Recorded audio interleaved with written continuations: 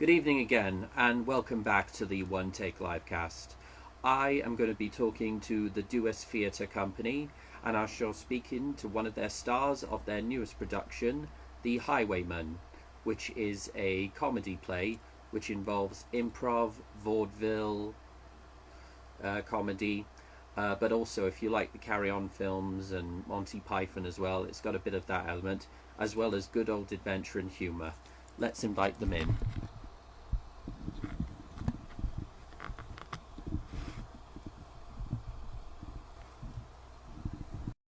There we go, invite them in. Just wait for them to join.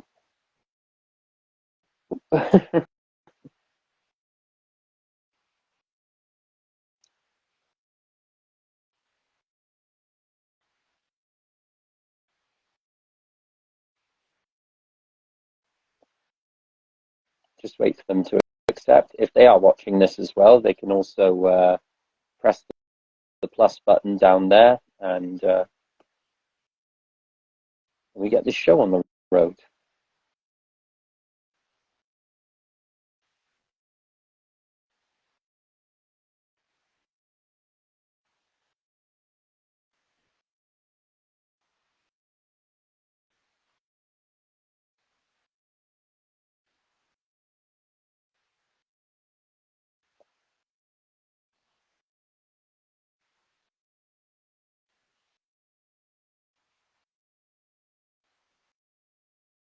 Isn't able to join.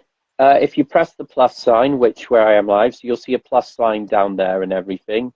You click that as well, so request to join, and then that can work as well. I'll send the invite again just in case, though.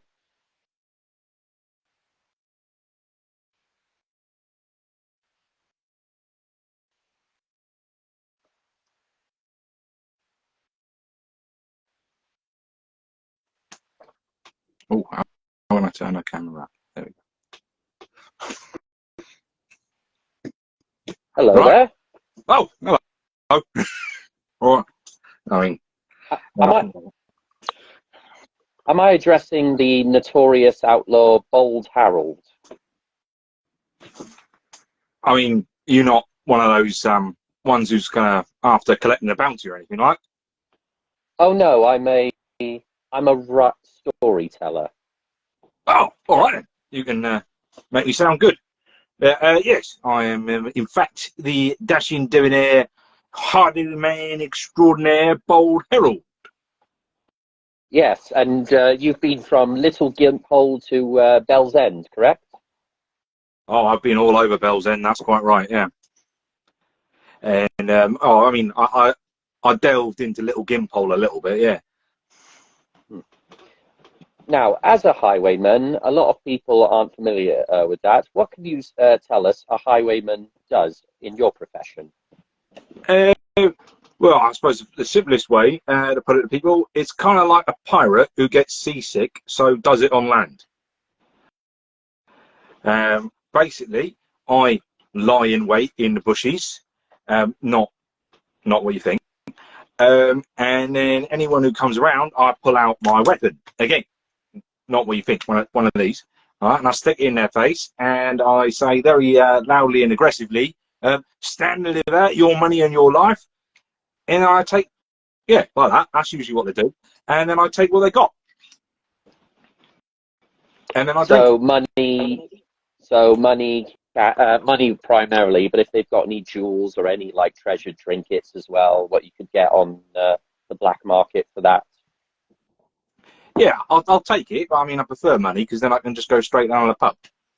I don't have to find no fence or anything. And how has the recent robbing been lately? Recently, yeah, not so good. To be honest, it's kind of more. It's been a bit slow. I've not really been getting all that much. It's something to do with the new areas that I've had to go to. Because you see, I used to have a brilliant patch, right? I had a brilliant patch, and I was getting loads there. And then there was one night, right? I might have made a mistake. You see, I thought I'm making a bit. I can take a break. And then I'm there in a pub. Suddenly, someone comes in. He bursts in. He's all excited and gets everyone to go follow him. And we're following him. I'm up for a laugh. And we're going all the way to my normal patch. You know, why are we going here? Nothing's exciting happening here. I'm here with you lot. And then who do I see? This one pouncing git swanning around, right? And everyone wants to be robbed by him. They're queuing up. They've got there, right? Their little parchment and quill, right? They're there asking, oh, since you've taken my money, can you also sign your name across this? Right? I mean, what was his name? What was his name? It perfectly sums up the sort of bloke he is. What was his name? It was Dick. It was Dick Bloody Turpin. Oh, that guy, you know. Oh, Dick Turpin, man, he is exactly who he is. Yes, exactly. I think he did us all a bit of a favour by marking himself out as such. So, you know, I must admit, I'm second guessing myself now. You know, I'm thinking I don't really make the best choices in life. So, you know, I'm seeking people's help really to try and think of who it's best to horribly, you know, hold up at gunpoint and take what they've got by force. So what are these choices you you leave with your profession? What are these choices you'd like to do? Well, you see, as a highwayman, right, anyone who comes across your way, right, you've always got 3 choices you can make, right, and they're very simple. Either, you know, as discussed, take said weapon and shove it up their nose, right, and take their stuff, stand and deliver, basic, right. That's the first one. They're worth doing. The other one is you could let them go. Now I know what you're thinking. Why would you let them go? The whole point is you want to rob them. Anyway, but if you rob everyone who comes across your patch, like, no one's going to come there again. You want to make them think they've got a chance. And, you know, whilst they're there, you think, oh, I might as well take advantage of this. People like the natter, don't they? They like to talk. So you get information out of them. Find out who's worth robbing. If they look like they haven't got anything, there's no point robbing them. But they might know who does. So it's worth having a chat. So that's your second choice. Or, now this one has to be a special someone, right? You could recruit, all right? You could recruit them to be a highwayman. You never know. They might be good at it. And it's always good to have a bit of backup, you know, because it's dangerous out there. There's horrid people who have wicked intentions out there on the road. Unlike me, who honestly just wants to take your money so I can drink it and whore down the pub. You must get around a lot while robbing and drinking and stuff. How do you travel? Well, you see, I have myself my very own personal horse. A horse? Me and him, we go way back, way back. I knew him since he was a foal, like. I mean, he wasn't my foal to begin with, but I saw him then. And his name, it's a name that really inspires fear. And I think pretty much sums up, you know, what he's like. And it goes all the way to showing whatever you're going to hear whenever he comes around. All right. His name is Coconut. Coconut. Yeah, Coconut. That's a very dashing name, Coconut. I thought so myself when I named him. I mean, his original name was like Maximus Horsicus or some such one, or the geezer I stole him off. But I thought that Coconut, that suits him better. Oh, that's brilliant, you know, that's very good. And of course, you know, obviously when you got to rob people, you got to pay for horseshoes and all that as well, because, you know, looking after a horse can be just as expensive as buying a horse or stealing a horse. So yeah, best cut out the buying bit first if you're going to spend on the upkeep, and then hope to make someone. Oh yeah. And as a highwayman, you must have encountered many types of rogues, vagabonds, dandies, scoundrels, and delivering oaths as well. You got any that stand out for you? Oh yeah, I've met all sorts. I met them from all walks of life. I've met bankers, I've met millers' daughters, school mistresses, uh, even a poacher or two. They're usually wily ones. Uh, so no, I meet all sorts out on the road. I mean, you never know just to look at them. But there's around the parts I've been working in lately. I've got to say, the people out here, I don't know what's in the water like. I used to be down, London way, down, the Mayfair and all that stuff, right? Where you got good game, as it were, for hunting. But here, everyone is certifiable insane.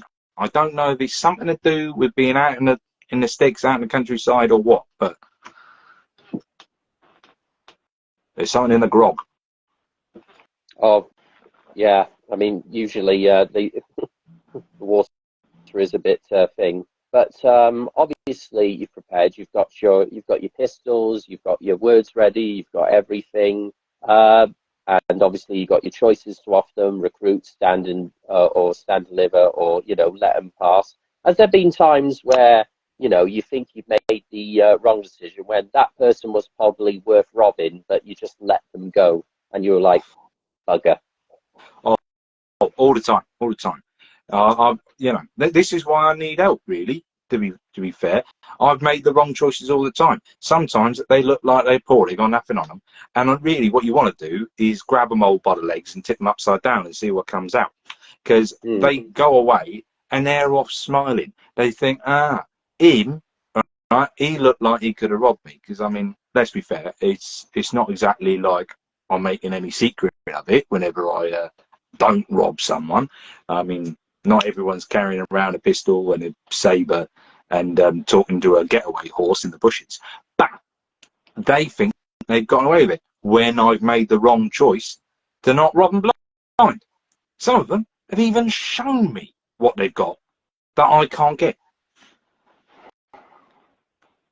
Crazy, isn't it? It's like you've got these voices in your head to tell you, which choice is the right choice. I don't know. It's like, you're talking to your brain, and it's like, the voices in your head saying, "Oh, go for this choice rather than this choice," and everything. And then you go, "I shouldn't have listened to you." Voices in my head, yeah. Yeah.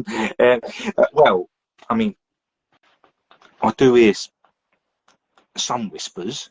Yeah, as we're conversing honestly, like, no, don't think I'm all nuts and anything, right? No, All right, I'm not. no. I'm not bashing my own coconuts, right? So yeah, I do hear some thoughts that I don't think are quite my own, and I have decided to go with them because mine have got me into trouble. So theirs might be better. Sometimes they're not. Sometimes they're made by idiots or misguided kind people Yeah, yeah, who forget the entire enterprise is to rob people. yeah. I mean, you could just look at one of those people you're trying to rob, and you're like, "Oh, rob him, robber, and or recruit," and then it's like, "Oh no, I went for the wrong person." So yeah, I know it's like to make the wrong choice. It's like sometimes if you're at the supermarket, do you want the bananas or do you want the pears? And you go for the pears, and you go and upset stomach. Yeah, that's exactly it. That's it. Yeah, exactly right. Like bananas in pears, or brutally robbing someone, or not. I'm Yeah. sure that's an equivalency there. Although sometimes you might make the mistake and you pack a banana instead of your pistol. I mean, I've done that before. Oh, I know, but still, hopefully the person gets squished and everything. Well, yeah. Bananas are really expensive, so I kind of lost on that one. You know, they didn't have much. Yeah. Lots of potassium though. Oh yeah, they got plenty of potassium in them. Yeah. Yeah, yeah. Also, I mean, the end game of a highwayman is to just become stinking rich and head to the pub. I mean, the last thing you want to meet is the gallows. Yeah. No, you stay away from that one at all costs. Really, Mm. that's when you're done. If they're there with a noose, you've got, again, not much you can do. I would say choices, but it's either get out of there as quickly as you can or die by dangling from a tree, say, and hope that everyone leaves before the natural things that happen to a body when they die happens and you Yeah, bury yourself. But I mean, you're dead, so. yeah. The last thing you want to be is, having flies buzz over you and you're like, why didn't I go this way and everything? I mean, apart from being a highwayman, what else did you want? What else did you want to be, or was this the end game all along? Well, I mean, yeah, I kind of fell into it. It wasn't exactly the normal road of career. It was a time I dabbled with being a farrier's apprentice. You know, that's how I managed to meet Coconut. You see, that's why I said we go well back. First horse I ever robbed. You know, I was there doing his horseshoes and bored out of my mind. And then once you start robbing things, you kind of have to go up a progression, really. Otherwise, people rob you. You want to go up the scales, not down. So you start horse thief, you meet the poacher, you meet the pickpocket, and then you start seeing the fact that everyone hates them, but everyone has a poster of a highwayman out Yes. in the outhouse, right, that they don't want anyone to know about. Yeah. 12 ribbon Mick, for instance. Everyone loves his posters. Why? I don't know. All he has is 6 ribbons on his calves that flounce around in the wind. Yeah. But we all got to have something. Yeah. I mean, the wanted poster shows you've made it as well. The wanted poster, I mean, depending on the price and everything. I mean, Dick Turpin's poster is pretty dashing and pretty, oh so flashing and everything. But, to make, Liar. yeah. How did it feel to get your own wanted poster finally? Well, I thought it was pretty good. I was quite happy with that. I mean, the price could be a bit higher, but this time, I'm relatively young in the game. Only in my 30s. I've got a bit of time left. I could rob people all the way up to 35 before dying. So, I was very happy with that. It looked good. They got the nose just about right. I think they made my ears a bit sticky outy on it, but apart from that. Hmm. And obviously, you're very bold as well, being as your thing. So you just go for it when you bold, not bold, Yeah. On bold. account of my bold and dashing deeds, I was just tipping my hat to acknowledge the compliment that you paid me. Yeah, I mean, Beg your pardon, sir. Yeah, I don't know what you're on about. I mean, what other bold would I be? Of course, but it must be cool to have your own nickname as well. I mean, Dick doesn't have one. No. I mean, what's a Turpin anyway? I think it's something you wear on your head in some cultures. I mean, he's only got is his name. I mean, the first bit's right. Whatever he's wearing on his. Yeah. Poor little Richard. Yeah, that's what I heard about him myself, really. Yeah. What has been obviously you've robbed this kind, that kind, bankers, bakers, poachers, people of the high society, people of the low society. You've recruited here and there. What has probably been the best recruitment you ever had, or the worst recruitment you ever had? Right, the worst. Right now, you might think that the rich ones, they might be the best to go. And sometimes they are. Sometimes they are. You know, they've been around weapons, and they might, know who it is to rob. You know, their mates that they owe money to because they lost them at cards or whatever. But they also come with A, an ego, and B, they're usually cretins. I mean, I had one who he ended up, what was it? He was showing off to a victim that he could do a handstand. Why? I'm saying to him, you're supposed to rob the bloke. Why are you doing a handstand? And he's, well, because I learned how to do these, and this is my new thing. Everyone loves it. I want to be known. He was after his own poster on his first night, and that's the thing. He wanted to be known as the handstanding highwayman, right? So there's that. You have to be careful with some of the rich people. They're after for stuff straight away. They're not willing to do the hard graft. But then again, some of the ones with less money, they're a bit more desperate, and they'll get you into trouble with, trying to kill their way through. Robbing, one thing. Everyone loves a lovable rogue, right? Murderer, not so much. You've got to, draw the line. Be a bit violent, but not full on eviscerate. Yeah. I mean, obviously, you're trying to rob them, not kill them. I mean, it's self-defense if they lunge themselves at you or something, or if they just really tick you off. I mean, that's not murder. That's just self-defense or pardoning the world from an idiot. Yes. Normally, when a killing happens, that's when you have to go find a new patch, and it's just inconvenient because that's people poking around. You have to watch for that. For the desperate ones, they got that kind of twitch in their eye that they're after going in. They're the dangerous ones. Yeah. So, where would you say your next score is? I believe it's on Friday. You said it's Friday, your big next score, isn't it? In the little village of Bell's End and Little Ginville. It would be on Friday the 23rd, I believe. Well, that's your next big score. I am going to be out and about on Friday, but I'm also going to be out on Thursday as well. Thursday, yes. Yeah, I'm planning on doing a 3-day go of it, and then I'll have a 3-day bender with the winners. All right.